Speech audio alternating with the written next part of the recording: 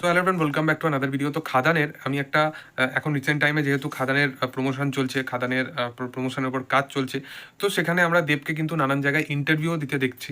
তো সেখানে ইন্টারভিউ দেখার পর একটা জিনিস মানে খুব ক্লিয়ারলি একটা জিনিসের ব্যাপারে জানতে পারলাম, যেটা হচ্ছে খাদানের মেন প্লটটার ব্যাপারে। যেখানে আমরা খাদানের ট্রেলার বা প্রোমো বা তার আগেও যখন খাদান সম্বন্ধিত ব্যাপারে আমরা যখন শুনতে পাচ্ছিলাম, তারা যে রেকিগুলোতে শ্যুট করেছে, যেখানে একটা জায়গায় সে মেনশন করছিল যে যে খাদানটার মধ্যে তারা শ্যুট করেছে, সেই খাদানটাতে কিছুদিন পর যখন তারা গিয়ে দেখছে সেখানে পুরোপুরি জল জমে গেছে, বা ক্লাইম্যাক্সের একটা সিন আছে যেখানে তারা এত গভীরের দিকে যায়। তো সেই রকম কিছু কিছু জিনিস কিন্তু তারা শেয়ার করছিল।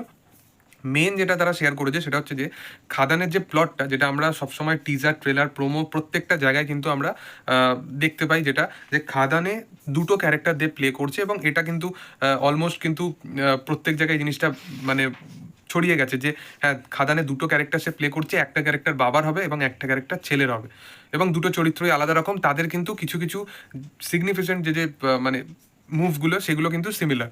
তো সেই জিনিসটা আমরা প্রি ট্রেলারেও দেখতে পাই। কিন্তু এখানে এই ক্যারেক্টার দুটো, এটা আদৌ কি বাবা ছেলে বা কতটা টাইম লাইনের মধ্যে এই গল্পটা থাকছে, সেটাই হচ্ছে ব্যাপার। কারণ প্রথম কথা হচ্ছে যে এই জিনিসটা তাদের যে ইন্টারভিউটা দেখলাম আমরা, তো সেখানে দেব ক্লিয়ারলি একটা জিনিস মেনশন করলো যে এটা কিন্তু বাবা ছেলে নিয়ে যেটা যে কনসিকুয়েন্সটা বা যেই ব্যাপারটা অডিয়েন্স ভাবছে, সেই জিনিসটা হতেও পারে, আবার কিন্তু নাও হতে পারে। তারা একটা কিন্তু বড় লেভেলে একটা সারপ্রাইজ কিন্তু রেখেছে এই বিষয়টাকে নিয়ে।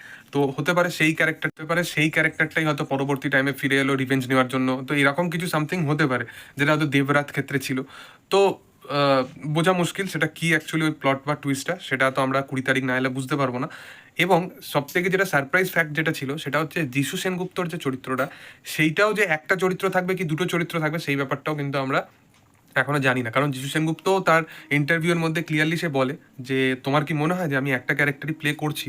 তো তার মানে এটাও হতে পারে যে সে হয়তো দুটো ক্যারেক্টার প্লে করছে, এবং সেখানে যিশুকে আমরা হয়তো দুটো চরিত্রতেও দেখতে পেতে পারি।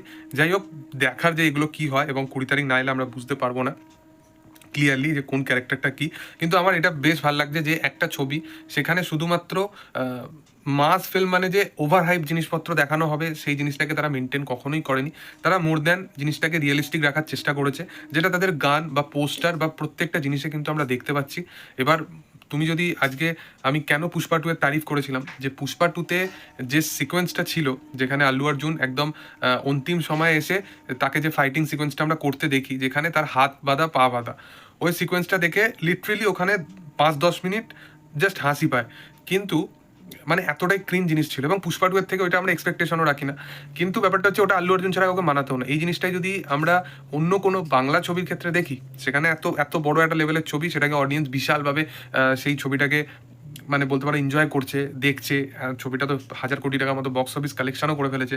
কিন্তু এই জিনিসটাই যদি এইখানে হতো, সেটা কিন্তু বিশাল বড় একটা মানে ট্রোলিংয়ের হিস্সা হয়ে যেত আর কি। তো এই হিপোক্রিসি জিনিসটা আমার একদম পছন্দ হয় না। যদি তোমরা মাস ফিল্ম হিসাবে এই জিনিসকে দেখো, তাহলে প্রত্যেকটা জনারকে তোমাকে রেসপেক্ট দিতে হবে, বা প্রত্যেকটা ভাষার ছবিকে তোমাকে রেসপেক্ট দিতে হবে। তো যাই হোক, খাদানে সেই জিনিসগুলো অ্যাটলিস্ট হবে না, এটা হচ্ছে বিষয়। এবং সেকেন্ড হচ্ছে যে এই প্লটটা, তারা যে মেন প্লটটা তারা যে সারপ্রাইজ ফ্যাক্ট হিসাবে রেখেছে, সেটা কিন্তু দেখে বেশ ভালো লাগছে। যাই হোক, তোমাদের এই বিষয়টা নিয়ে কি বক্তব্য অবশ্যই কমেন্ট সেকশনে জানাতে পারো। ভিডিও যদি ভালো লেগে থাকে লাইক শেয়ার সাবস্ক্রাইব করে দিও। Thank you all.